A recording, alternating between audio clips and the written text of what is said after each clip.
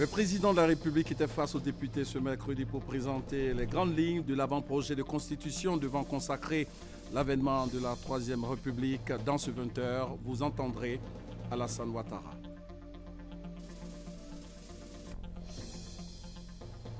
Dans ce 20h également, nous parlerons de la coopération dans le domaine des droits de l'homme. Le renforcement de cette coopération était au centre d'une rencontre entre le président du Conseil économique et social, Charles Dibikoffé, et une délégation de la Commission africaine des droits de l'homme conduite par la vice-présidente de la Cour suprême du Rwanda.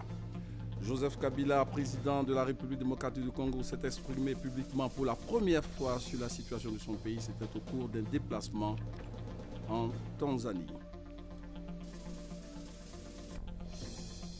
L'ouragan Matthews continue de faire des dégâts après avoir ravagé une partie de la République dominicaine et le sud de l'Haïti. L'est de Cuba est l'une des victimes de l'ouragan Matthews. Les dégâts sont considérables.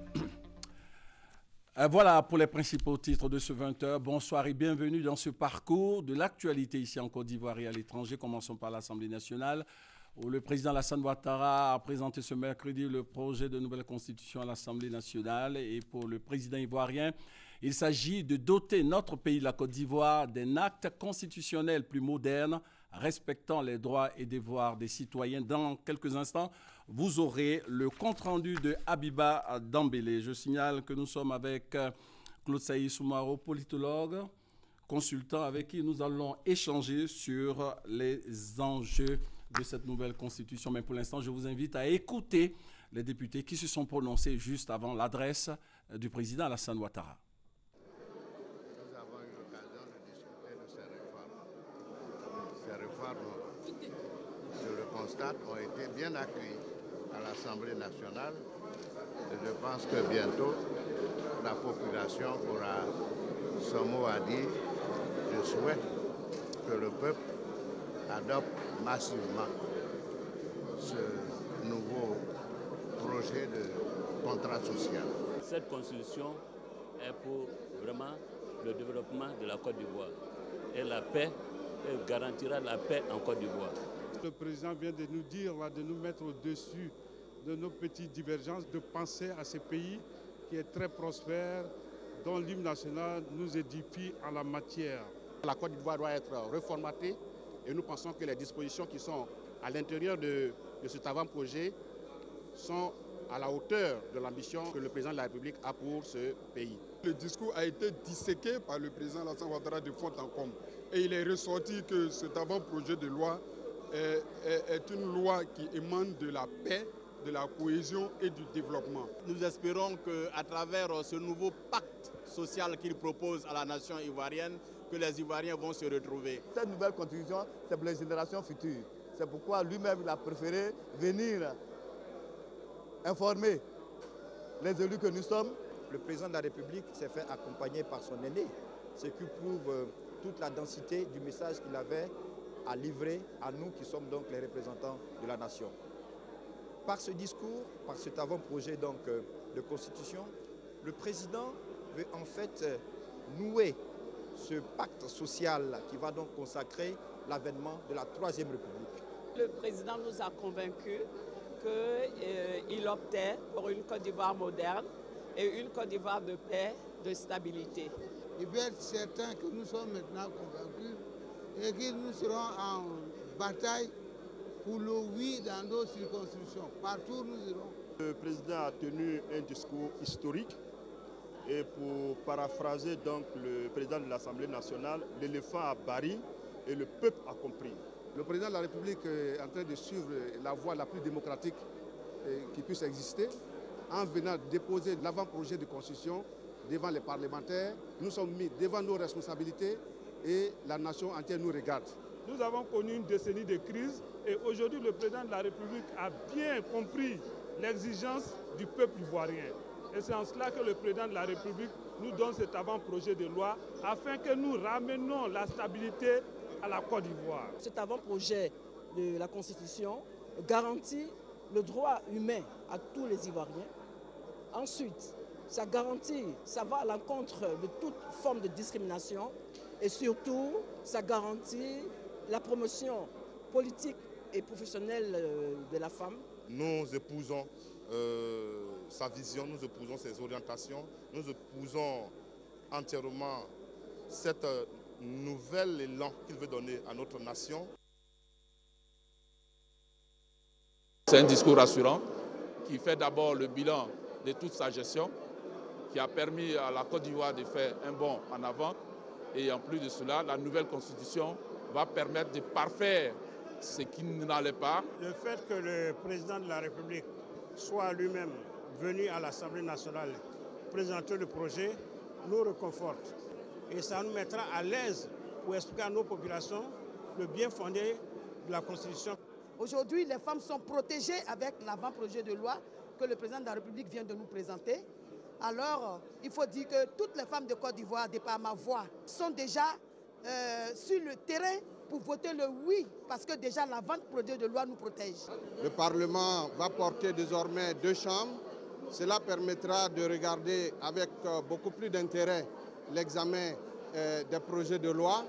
Je pense que là, c'est une bonne chose. C'est un engagement du président de la République et sa présence ici témoigne de ce que cette constitution est ce qu'il propose aux Ivoiriens pour avoir la cohésion, pour avoir une Côte d'Ivoire forte et pour que définitivement la Côte d'Ivoire ne vive plus les crises qu'elle a vécues. Le président a bien précisé tout à l'heure que cette constitution a pris en compte ce qui a été arrêté à l'Hymnas Marcoussi.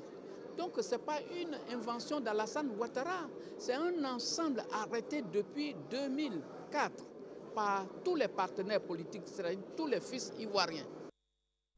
Voilà, vous venez d'entendre des réactions après l'adresse du président de la République. Habiba Dambélé, notre reporter, est enfin prête et nous propose son compte-rendu complet. Ce mercredi 5 octobre 2016 marquera sans nul doute l'histoire de la Côte d'Ivoire.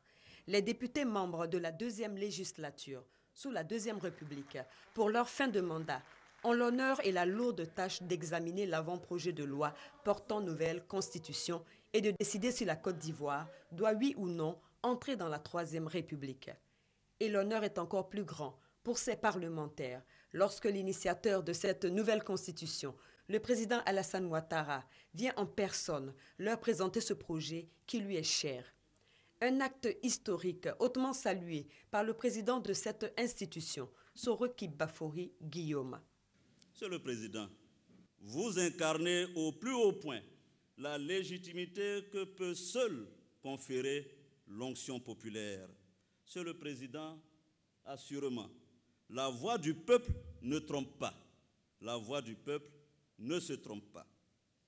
Il y a des hommes qui sont portés par l'histoire, mais il y a aussi, et c'est bien plus rare, de grands hommes qui font l'histoire. C'est pourquoi, irrésistiblement, votre présence me rappelle celle de Félix Houphouët-Boigny, qui prononça ici même, le 7 août 1960, ces paroles fondatrices restées historiquement gravées dans nos annales, et je cite: « Voici arrivé pour toi, ô mon pays bien-aimé, l'heure tant attendue où ton destin t'appartient. » Et le président Félix Houphouët-Boigny d'ajouter: « En vertu des droits inaliénables qu'a tout peuple de disposer de lui-même, et en ce jour béni du 7 août 1960, je proclame solennellement l'indépendance de la Côte d'Ivoire. » Fin de citation. Monsieur le Président, vous êtes le 3e président en exercice à prendre la parole en ce lieu sacré de la démocratie. Le président Félix Houphouët-Boigny le 7 août 1960 et le 25 novembre 1965. Le président Henri Konan Bédié le 22 décembre 1999. Monsieur le Président, si j'ai fait ce rappel, c'est à la fois pour montrer et démontrer qu'il existe une affinité spirituelle et une continuité historique entre Félix Houphouët-Boigny, le président fondateur, et Alassane Ouattara, le président réformateur. Le décor planté, le chef de l'État débute son grand oral. Le cours de l'histoire ayant fini de démontrer les limites des 2 premières constitutions. L'avènement d'une troisième république s'avère nécessaire, selon le président Alassane Ouattara, ce conformément aux accords de paix de Linas Markoussi et à une promesse de campagne faite en 2010. Aujourd'hui, le temps est venu de définir ensemble ce que nous voulons vraiment bâtir comme nation. Le temps est venu de décider de ce que nous allons léguer à nos enfants et aux générations futures. Honorable député, mes chers compatriotes, j'ai toujours souhaité rendre à la Côte d'Ivoire ce qu'elle m'a donné. Parce que, je l'ai dit et je le répète, j'aime profondément mon pays. Dans cette optique, j'avais deux priorités au moment où je briguais la magistrature suprême. Bien évidemment, et en tout premier lieu, l'amélioration des conditions de vie de nos concitoyens. Et, bien entendu, le renforcement de notre démocratie et de l'état de droit. En plus de ces priorités, je m'étais engagé, lors de la campagne présidentielle de 2010, à doter notre pays d'une nouvelle constitution, celle de la Troisième République. Je suis un homme de parole et je suis devant vous pour tenir cet engagement. Avec ces précisions, le chef de l'État peut enfin dévoiler aux députés le portrait de l'avant-projet de constitution. 184 articles, 16 titres et 50 chapitres pour des réformes institutionnelles, juridiques et une protection renforcée des droits de l'homme. Cet avant-projet de constitution réaffirme l'attachement de la Côte d'Ivoire aux droits humains et aux libertés.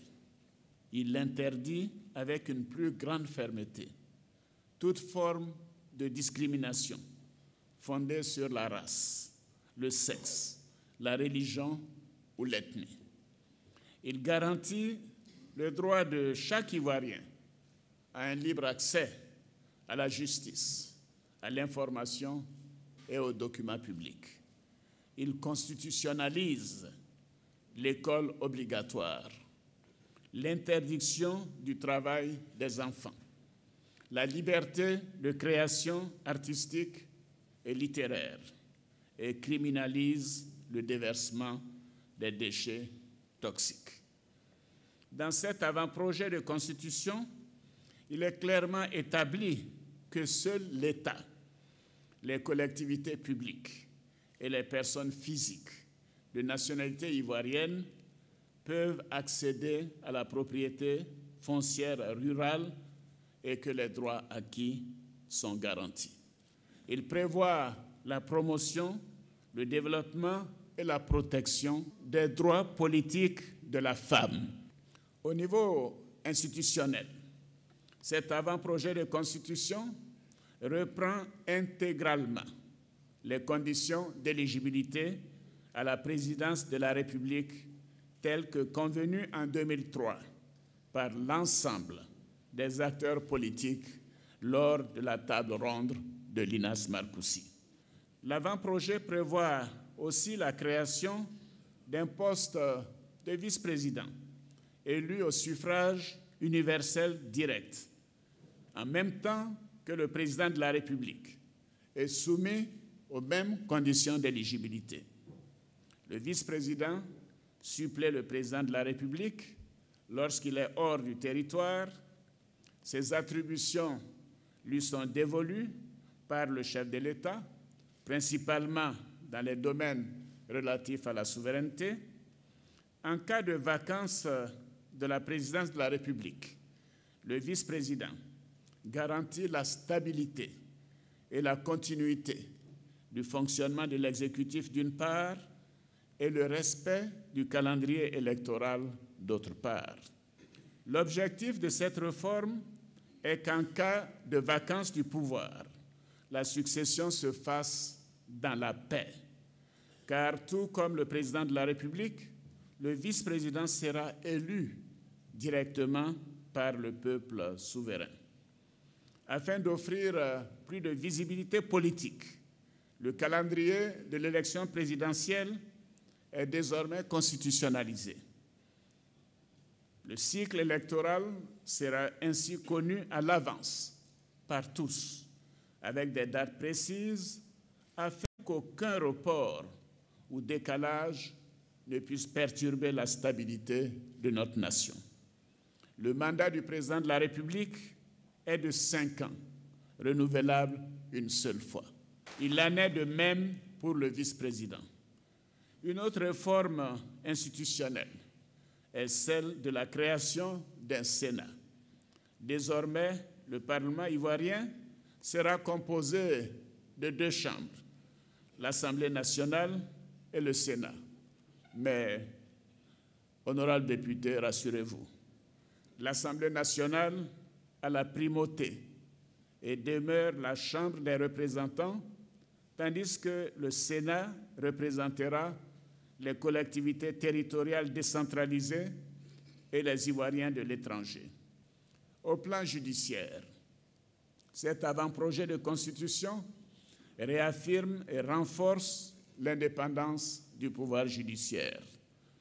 La présidence du Conseil supérieur de la magistrature est dorénavant confiée à une personnalité nommée parmi les hauts magistrats. Afin de garantir un meilleur fonctionnement du pouvoir judiciaire, la Cour suprême et la Cour des comptes sont désormais 2 juridictions. La Cour des comptes ayant été érigée en une institution séparée, conformément à nos engagements au sein de l'Union économique et monétaire ouest-africaine, l'UEMOA. Un nouveau contrat social, donc pour améliorer les conditions de vie des populations et pour une stabilité socio-économique durable. Et le président Alassane Ouattara de clore son propos en invitant les députés à y adhérer massivement. Notre pays est appelé à un grand destin, celui d'être un modèle d'espérance promise à l'humanité. La Constitution de la Troisième République se veut être un contrat social pour l'accomplissement de ce destin pour des générations. Le moment est donc venu de tenir cette promesse d'une nouvelle espérance à travers cet avant-projet de constitution que je vous soumets, vous, les représentants du peuple de Côte d'Ivoire. C'est un acte de responsabilité devant l'histoire. C'est un acte d'amour pour notre pays. Parce que je veux le meilleur pour mon pays. Je veux le meilleur pour mon peuple. Je me tiens devant vous avec cet avant-projet de constitution, avec la ferme conviction que son adoption permettra à notre beau pays d'aller au-delà de la vision de nos pères en jetant les bases d'une Côte d'Ivoire plus stable et en paix. C'est à un standing ovation que le président de la République a eu droit à la fin de ce discours historique. Signe que ce projet de nouvelle constitution a déjà un écho favorable auprès des parlementaires. C'est maintenant chose faite. Le projet de constitution entre les mains des députés. Alors Claude Sailly, vous qui êtes politologue dans un premier temps, comment peut-on expliquer l'opportunité de l'élaboration d'une nouvelle constitution?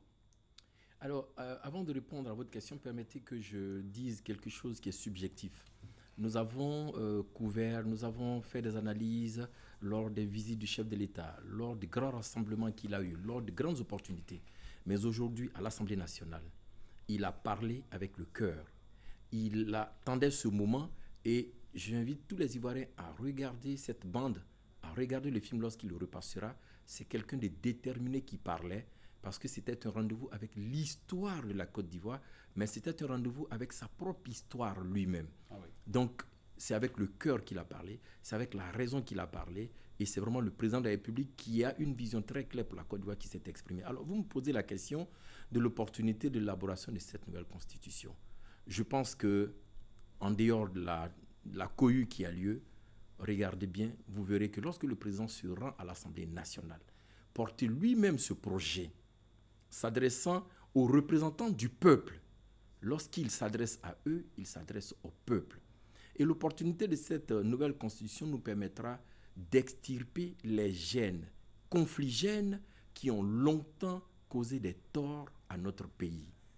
Tous les conflits que nous avons connus, toutes les crises que nous avons connues ont puisé leur essence dans la maladresse de certaines dispositions de la Constitution.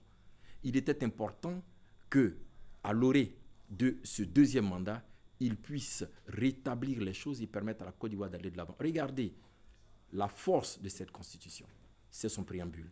L'énergie de cette Constitution, c'est son préambule. Si les Ivoiriens n'arrivent pas à lire toute la Constitution, je les invite à lire au moins le préambule. Parce que dans ce préambule, vous avez le primat de la diversité raciale sur la diversité ethnique. Oui. On est d'abord Ivoirien avant d'être Yacouba. On est d'abord Ivoirien avant d'être Gouro. On est d'abord Ivoirien avant d'être Bété, avant d'être ceci ou cela. À partir du moment où on l'a compris et que nous savons que le tissu social a été mis à mal par tant d'années de crise et de guerre, il est important que la Côte d'Ivoire réécrive une nouvelle page de sa liberté, réécrive une nouvelle page de son histoire. Et c'est ensemble qu'on le fera. Et dans le préambule, vous avez toute la lumière et toute l'énergie qui caractérise cette nouvelle constitution. Mais certaines personnes et certains leaders des partis politiques se demandent, s'interrogent, pourquoi maintenant cette nouvelle constitution? Surtout à la fin, à 2 ans de la fin du mandat présidentiel. Pourquoi maintenant? Non, on n'est pas à 2 ans de la fin du mandat présidentiel. Oui. Nous ne sommes qu'au début d'un mandat, du deuxième mandat du président de la République. Vous savez que le premier mandat, nous étions dans un contexte social et politique très difficile. Il fallait penser les blessures, il fallait penser les plaies, il fallait ressouder le tissu social mis à mal par toutes ces années de difficultés. Rétablir la confiance, mais redorer le blason de la Côte d'Ivoire à l'échelle internationale. Cela est fait. Initier les grands chantiers. À partir de ce moment, on peut donc entamer ce chantier qui est l'âme de la Côte d'Ivoire. S'il le faisait en 2018 ou en 2019, on aurait vu quelques éléments de suspicion qui feront dire à certains qu'il y a anguille sous roche. Il est réélu. Dès la première année de sa mandature, il soumet au peuple de Côte d'Ivoire l'ambition dont il est porteur, la vision qu'il veut, surtout que c'est une promesse de campagne qu'il réalise. Donc il n'y a aucune suspicion dans ce qu'il a fait, tout au contraire, il le fait maintenant de sorte que le peuple s'approprie les dispositions de cette nouvelle constitution, l'intègre, l'assimile et fasse corps avec cette nouvelle constitution. Donc je pense que le moment est approprié pour réussir ce maillage entre le peuple et ses dirigeants. Et dans cette nouvelle constitution, il y a des innovations majeures, au nombre desquelles la création d'un poste de vice-président de la République et la création d'un Sénat. Pourquoi, au niveau de la vice-présidence, que devient le président de l'Assemblée nationale? Parce qu'on a entendu le président de la République qui a dit que en cas de vacances de pouvoir, c'est le vice-président. Alors, que devient le président de l'Assemblée nationale? C'est des changements? Alors, allons-y. Oui, c'est des changements majeurs. Vous savez, toutes les grandes démocraties ont besoin d'un renforcement institutionnel. Tout à fait. C'est ce qui est intégré dans cette constitution. Vous comprenez? Une vice-présidence répond à 2 aspects. D'abord, une question de cohérence et une question de stabilité. Une question de cohérence, pourquoi? Le président de la République est élu au même moment que le vice-président. C'est un ticket gagnant. Il porte donc un même programme politique. Il porte une même ambition politique. Il porte un même destin national. Donc, il est évident que lorsque vous avez une suppléance qui est assurée par quelqu'un qui porte les mêmes projets que vous, il y a une cohérence dans la gestion de l'exécutif, ce qui est normal. Mais alors, une question de stabilité, pourquoi? Nous avons connu certains États africains où le président de la République, la vice-présidence, entre guillemets, ou la suppléance assurée par un opposant, ou par quelqu'un qui ne porte pas les mêmes projets que vous. Parce que le destin national, vous savez, c'est vous qui le portez. Vous avez une ambition, vous avez un rendez-vous avec le peuple, vous dites au peuple ce que vous voulez et le peuple vous donne son onction.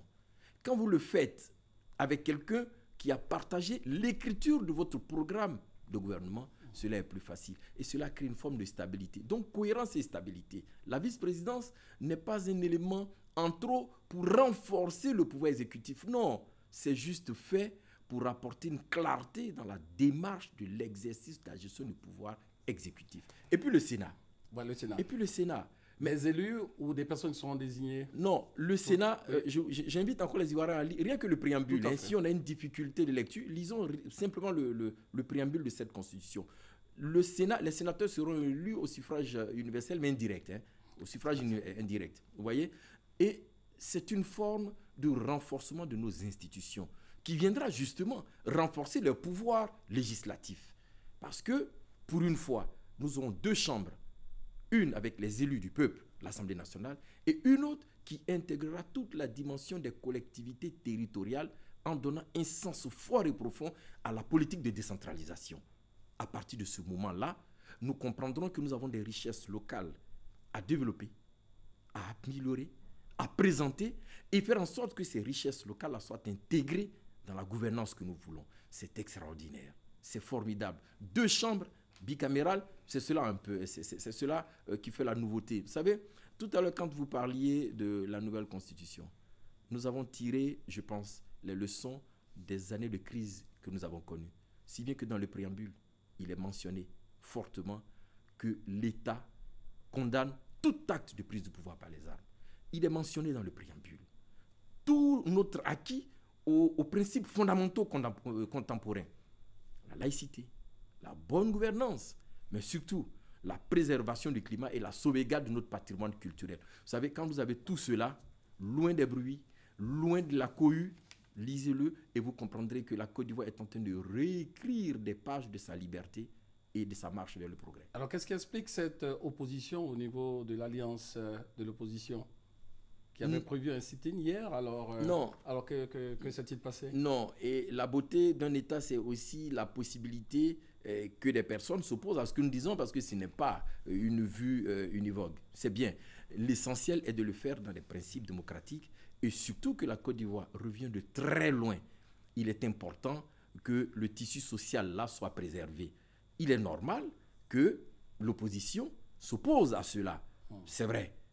Mais il faudrait que cette opposition se fasse dans des conditions assez acceptables que nous n'oublions pas de là où nous venons. Oui. Mais je pense, et je le dis très sincèrement, que lorsque toute cette cohue va se calmer, lorsque la pression va baisser et que les Ivoiriens vont s'approprier cette nouvelle constitution, je parie que beaucoup de personnes au sein de l'opposition vont comprendre qu'il y a de grandes avancées démocratiques, mais surtout que la Côte d'Ivoire, à travers ces grandes personnalités-là qui ont porté l'actualité et l'histoire de notre pays pendant une vingtaine d'années, nos aînés sont en train de nous léguer un héritage formidable.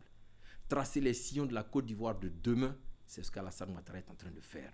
Permettre à la Côte d'Ivoire d'avoir des fondamentaux sur lesquels on peut s'appuyer pour permettre à notre pays d'émerger, d'aller plus loin, c'est ce qu'il est en train de faire. Et c'est pourquoi je terminerai en disant que l'essentiel de son intervention a été puisé dans l'hymne national de la Côte d'Ivoire. Réécoutons l'hymne national. Rechantons-la ce soir, chacun de nous, lorsque nous serons à la maison. Ayons foi en la Côte d'Ivoire, ayons foi en notre peuple. En 2 mots, une étape importante, c'est le référendum, l'adhésion ou pas du peuple. Pensez-vous que ce projet passera, selon vous? Je voudrais dire très sincèrement aux Ivoiriens de ne pas avoir peur du changement. C'est vrai que tout changement fait peur, mais qu'il n'ait pas peur parce que ceux qui portent ce changement sont les personnes de valeur. Ceux qui portent ce changement sont les personnes de qualité. Et le président Ouattara l'a dit, je suis un homme de parole, je fais ce que j'ai dit. Et c'est ce que nous sommes en train de vivre. C'est vrai qu'un nouveau texte arrive et cela peut porter, peut faire peur. N'ayez pas peur. Allons partout et agissons au nom de la lumière. Allons partout et faisons comprendre à la Côte d'Ivoire que la réécriture de sa nouvelle liberté passe par l'adoption de cette nouvelle constitution. Parce qu'en elle, il y a tout ce qui permet à la Côte d'Ivoire d'être meilleure parmi les nations africaines et parmi les nations de ce pays. Et je pense que le président Ouattara a posé là les jalons de l'héritage qui permettra à cette jeunesse montante d'être fière de la Côte d'Ivoire et d'être fière de ses aînés. Ayons foi en notre peuple, ayons foi en la Côte d'Ivoire. C'est ce qui justifie peut-être la présence du président du PDCI ce matin là-bas. C'est un soutien. C'est un soutien, mais c'est la preuve que si nous sommes unis, nous pouvons ensemble écrire des pages mais merveilleuses de notre pays. Et je voudrais remercier le président Henri Konan Bédié en accompagnant le président Alassane Ouattara. Ayons foi en la Côte d'Ivoire. Ayons foi en notre pays parce que le sursaut de la Côte d'Ivoire, il passe par ces aménagements qui sont en train d'être faits. Le président Ouattara a initié de grands chantiers sur le plan des infrastructures. Aujourd'hui, il pose l'acte majeur. Je vous dis, regardez encore la bande, vous verrez toute la joie et l'émotion qui l'anime, parce que c'est un rendez-vous avec l'histoire, c'est un rendez-vous avec lui-même et avec le peuple de Côte d'Ivoire. Merci à vous d'avoir accepté notre invitation. Merci. Et dans un communiqué produit ce mercredi, le Conseil national de la presse invite l'ensemble de la presse à s'inscrire dans une couverture professionnelle du processus d'élaboration de la nouvelle Constitution. Il invite surtout les organes de presse à s'abstenir de la retranscription systématique des propos acerbes et virulents d'hommes politiques appelant à voter oui ou non. C'était communiqué. L'ex-secrétaire d'État sous le président Nicolas Sarkozy et Ramayad, française d'origine sénégalaise, est arrivée hier en Côte d'Ivoire avec sur son agenda une rencontre avec le chef de l'État, le président Alassane Ouattara. Ramayad, également ancienne secrétaire générale chargée des sports et candidate à la prochaine élection présidentielle en France. Elle est en Côte d'Ivoire dans le cadre d'une tournée ouest-africaine. Avant l'étape de notre pays, Ramayad a été reçu à Dakar, au Sénégal, son pays natal, par le président Macky Sall. Après l'ouverture de la deuxième session ordinaire, des parlementaires ont reçu les athlètes ivoiriens qui ont obtenu des médailles aux récents Jeux olympiques de Rio. C'était en présence du ministre des Sports, François Micha, et de notre reporter, Albor Assa. Son compte-rendu. Les deux champions de taekwondo, Ruth Gbagbi et Cheikh Cissé, respectivement médailles de bronze et d'or, ont été reçus par les députés à l'Assemblée nationale après l'accueil triomphal que les Ivoiriens leur ont réservé et après également qu'ils aient été reçus par le président de la République, Alassane Ouattara. Pour le ministre des Sports, François Micha, qui conduit la délégation, c'est un honneur pour les médaillés des Jeux olympiques d'être reçus par les représentants du peuple ivoirien. Il a salué les efforts des parlementaires qui œuvrent pour que le sport en Côte d'Ivoire se pratique dans de bonnes conditions. Je voudrais donc vous dire la gratitude de l'ensemble du mouvement sportif pour votre implication personnelle dans le processus de normalisation du milieu sportif, toute chose qui porte des fruits tangibles aujourd'hui. Guillaume Soro, président de l'Assemblée nationale, a au nom des députés félicité le ministre des Sports François Micha et les autres responsables du sport pour le travail abattu au profit de la Côte d'Ivoire, sans oublier les athlètes eux-mêmes. L'Assemblée nationale de Côte d'Ivoire, réunie en session plénière, voudrait vous rendre un hommage hautement mérité. Vous êtes en effet le prototype de l'Ivoirien nouveau que le chef de l'État appelle chacun d'entre nous à être ou à devenir. Heureux, les deux médaillés d'or et de bronze, Cheikh Cissé et Ruth Gbagbi, ont promis que cette reconnaissance des représentants du peuple va les galvaniser encore plus. Aujourd'hui, nous sommes reçus par l'Assemblée nationale.